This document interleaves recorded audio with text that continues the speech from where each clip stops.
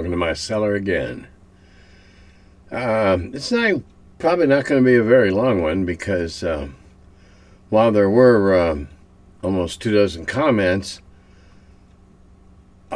several of them were kind of, I'm not even sure what the hell they were. They were just weird. And I didn't see where they were germane, and so they're still there. But we can start here. One day my group will get bored of 5e, Dungeon, and Mutant Crawl Classics are going on the list of stuff to check out, for sure. I'm running my group through other editions and systems as side games. I don't want them to think boredom with 5e is the same as boredom with the RPG genre as a whole. I think that's an outstanding idea. There's so many different RPGs you can get into, some simple, some not. I've talked about how we we would run a boot hill one-off every once in a while just to break up the monotony of, instead of killing orcs, we were shooting bandits or getting shot by bandits. Don't let the ennui of 5e, ooh, that was kind of cool. Don't let the ennui of 5e turn you off on the whole genre. There's lots and lots of fun ones to have play out there. If you're into horror, you're into whatever supernatural, it's all out there. All right, now this is a friend of mine that I've known for several years, and he keeps coming up with this idea every couple of years. So bear with me. I still say you should create a campaign setting world for when Gary, Dave, and the other old guard, such as yourself, were being assisted, hindered, bolstered, or even scavenged from by time-traveling treasure hunters. Yeah, one of his first suggestions was that we could go back and get some original manuscripts. But in light of what's gone on in recent weeks, we might have to look for some of those original manuscripts in places we didn't expect. Truly, you are the only one who can nail this. I know you have shelved the idea at least a half a dozen times. Yeah, he's tried to sell me on it that time. But it always comes to mind every time I hear you talk about the infancy days of our beloved game. Yeah, but,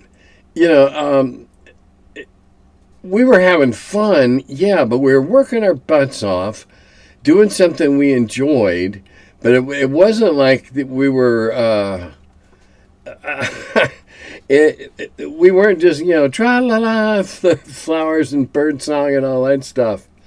And of course, at the time, we had no idea the lasting impact that some of what we did would have. Here's a good idea for starting. Create stats for as many NPCs as you can think of. I can't be the only DM who would jump at the chance to roleplay you and all the others. From here on out, I'm going to refer to this idea as, hey, kid, don't forget your chainmail. Well, yeah, okay. No, I'm not going to do that. I would not even want to consider somebody role-playing me. They probably couldn't do it right. Isn't that what everybody says? Okay, talking about my car that we talked about. Oh, and I think I forgot to tell you, but if you look carefully, the wheels turn, the steering wheel works. You saw an antique dealer with one of those. Yeah, that's where you got to find it. There's a toy place, big store that somebody set up that's, not a brand company. Toys. Well, their idea of toys is on cards. Superhero and action figures and crap like that. We have different definitions. It's a generational thing. The dealer had to order a new key for his as well. Yeah, well, those kinks are always easy to lose. Hi, Tim. Quick question. How many of the original creators, players, those back at Ground Zero, were massive stoners? None.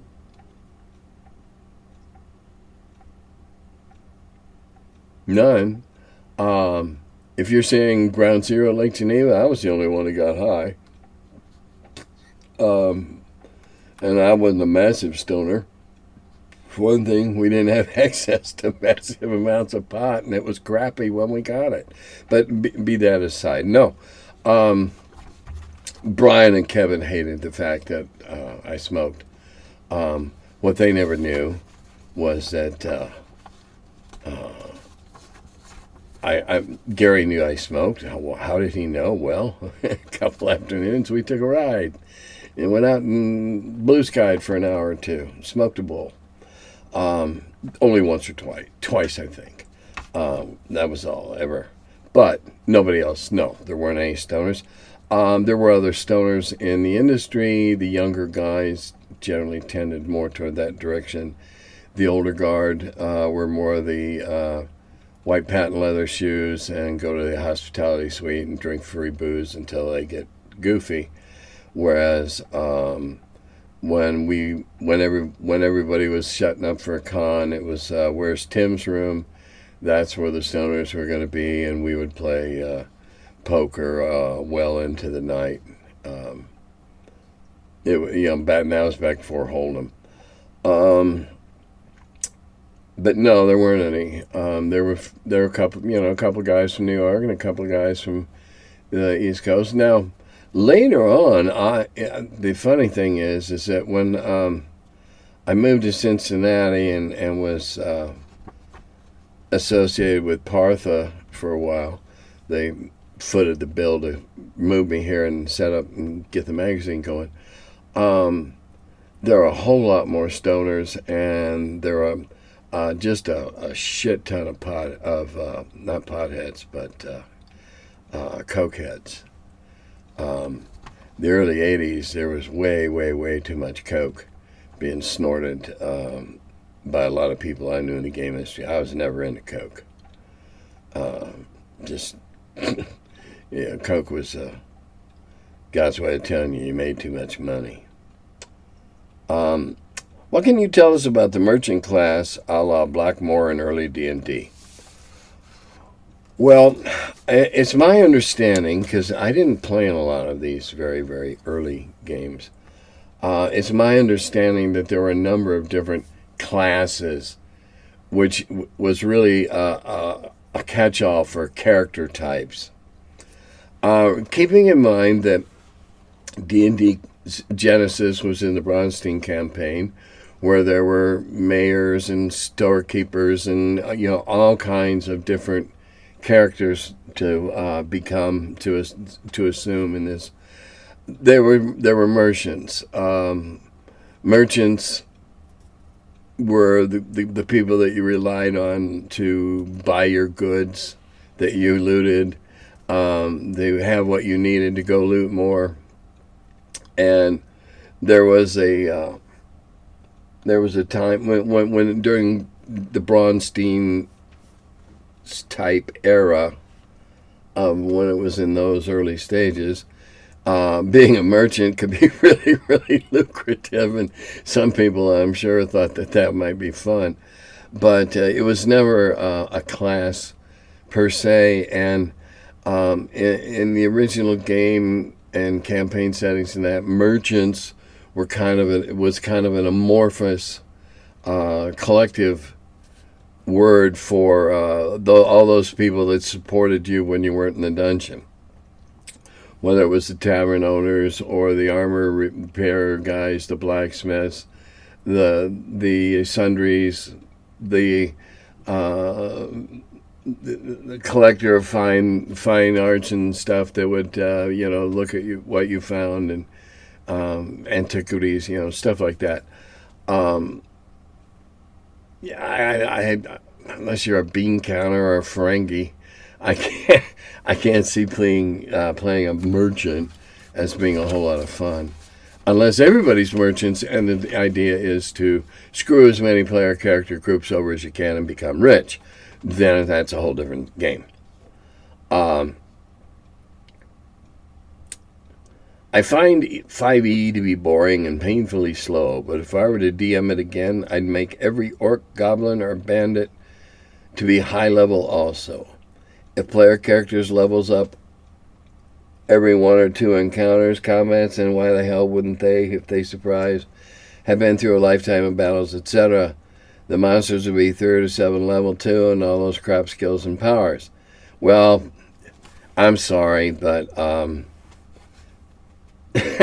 yeah, I understand. You're using hyperbole here to point out how silly that might actually be.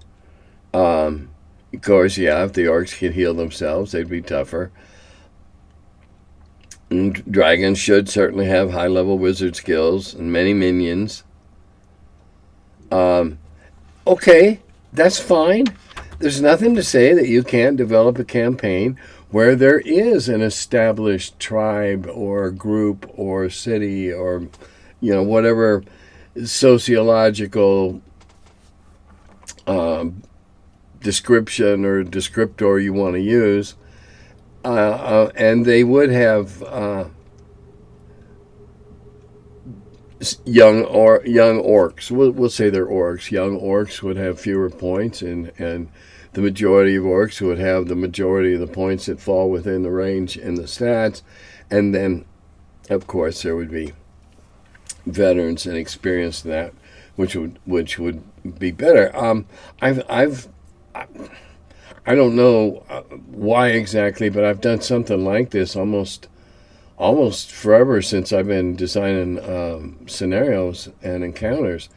Sometimes the orcs will be 2/3 to 3/4 of the potential hit points of a normal orc because they're young or they're unexperienced or whatever.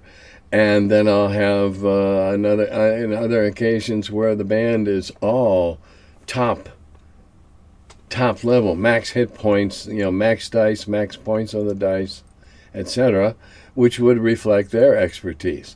But they're still orcs. They don't get bigger and bigger and bigger and bigger and bigger. They're still orcs. However, they can be harder to kill, they can be craftier, they can carry better weapons, but they're still orcs. Or whatever the monster, small m or large m monster is. I don't even fool with dragons. And if I were to start running a campaign tomorrow for a big fat paycheck, I wouldn't put a dragon in it. Or if I did, it would be solely as a curiosity, because I'm of the opinion that unless it's weak and diseased or a baby, dragons are just too damn big, too damn tough, too damn powerful, possessing too many innate weapons to even think about going after. You'd have to trick them.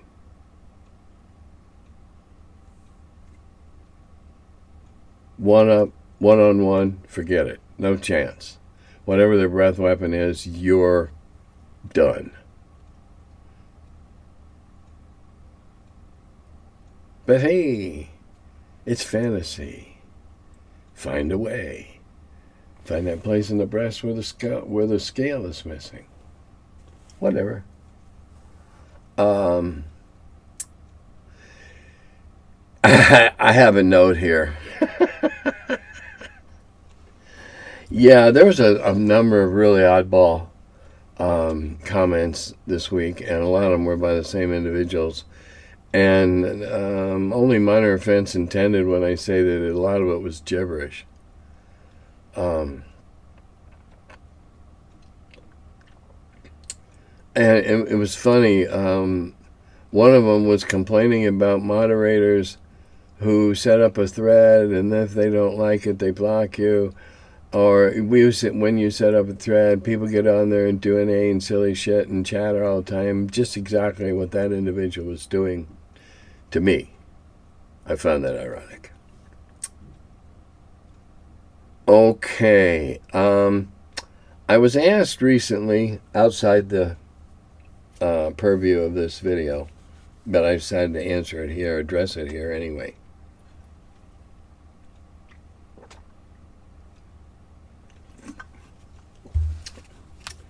individual wanted to know what I knew about old hoary stories about evil DMs taking away and burning or crumpling up character sheets on a character death. I can say from my own experience this.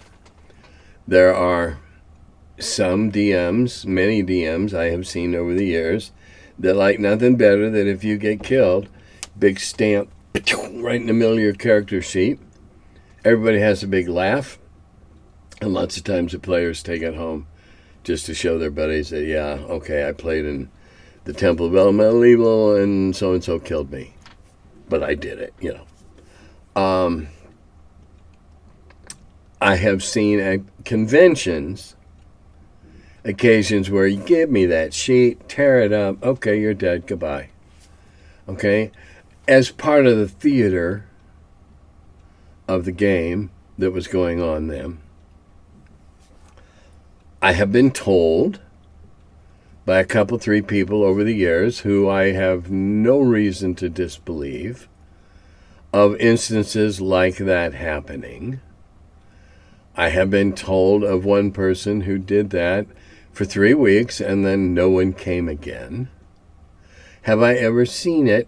No. Have I ever played in a campaign where that happened? No. Have I ever stamped something on somebody's character sheet? You bet I have. I survived. I died. You know, whatever. I've done that on several occasions because some people like a memento to take home with them. And that's fine. That's why I sign character sheets at all my games. If people want them, sure, I'll sign the pre-gen sheet that you played. No sweat. But I've never seen that happen. I've been told it has. It may be one of those old wives' tales that will be perpetuated till the cows come home. Urban legend, or in this case, gaming legend. It has happened, but it does, and it has happened at tournaments. I've been told it happens in other circumstances. I've not seen it happen myself. That's really all. That's all I have to say on that. Is what I've seen or what I know, or what I think I know. Okay. Let's see what else. I've got some notes here. A quick update. A few episodes back, I talked about a game that I was interested in getting, a computer game, and then did get, called Age of Wonders 4. And I'll give you a quick update on it. It's better than the other 3 put together. It's more complex than the other 3 put together. It's got a steeper learning curve than the other 3 put together. It's got graphics that just make you want to rub your eyes in disbelief.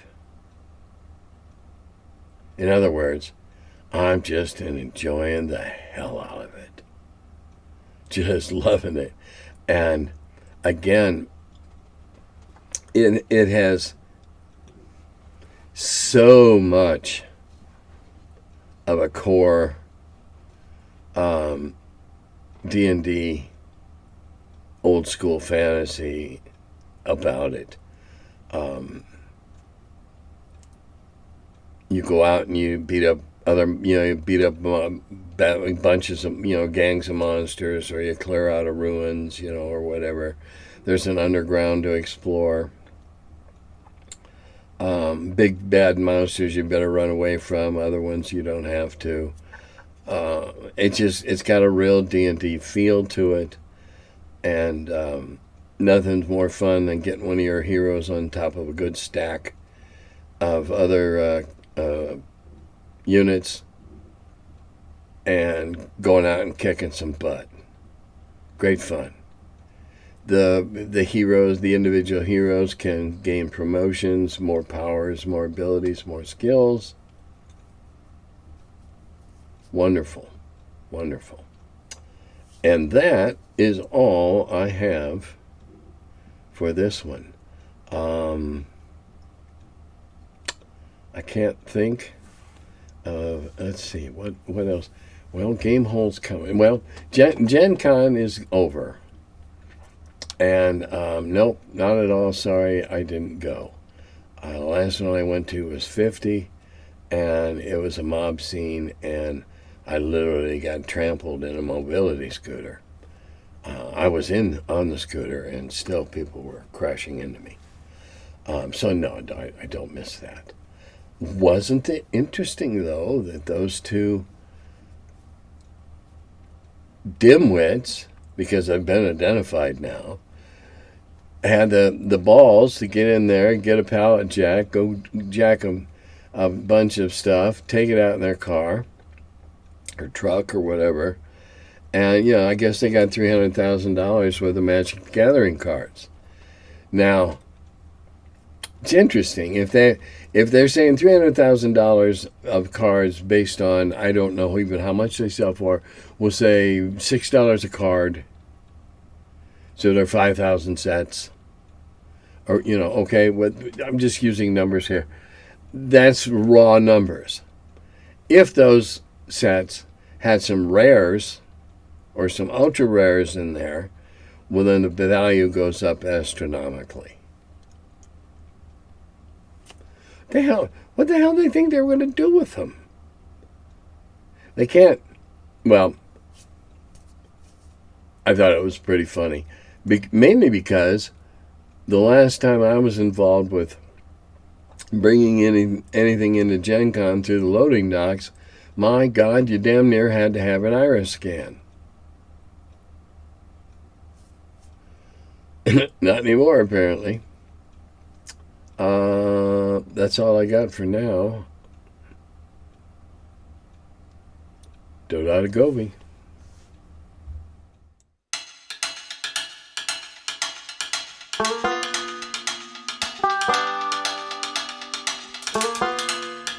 Hello, and welcome to my cellar.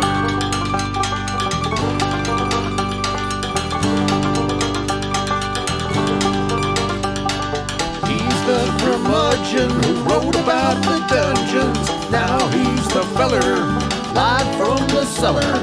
Talks about D&D and old school RPGs. Still quite a feller, the curmudgeon in the cellar. Last man around when them rates went down. Calling Gary in that Lake Geneva town. Hey Gary, it's an awful mess. Let me edit, we'll have success. D&D and Dragon Magazine.